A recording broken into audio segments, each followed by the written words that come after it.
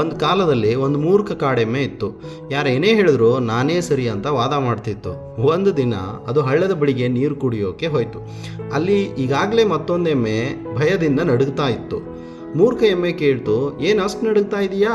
ಆ ಸ್ನೇಹಿತ ಎಮ್ಮೆ ಹೇಳ್ತು, ಅಲ್ಲಿ ಕಾಣ್ತಾ ಇದೆಯಲ್ಲ, ಅದು ಕಲ್ಲಲ್ಲ, ಅದು ಮೊಸಳೆ, ನಾನು ಕಣ್ಣಾರೆ ನೋಡಿದ್ದೀನಿ ಅಂತ ಹೇಳ್ತು. ಮೂರ್ಖ ಎಮ್ಮೆ ಜೋರಾಗಿ ನಕ್ಕಿ ಹೇಳ್ತು, ಅಯ್ಯೋ ನಿನ್ನಂಥ ಮೂರ್ಖ ನಾನು ನೋಡಿಲ್ಲ, ಅದು ಕಲ್ಲಲ್ಲ ಕಣೋ ಅಂತ ವ್ಯಂಗ್ಯ ಮಾಡ್ತು. ಆ ಮತ್ತಿಗೆ ಕೋಪಗೊಂಡ ಸ್ನೇಹಿತ ಎಮ್ಮೆ ನೀರಿನೊಳಗೆ ಹೋಗಿ ಕಾಲು ಅಲ್ಗಿಸ್ತು.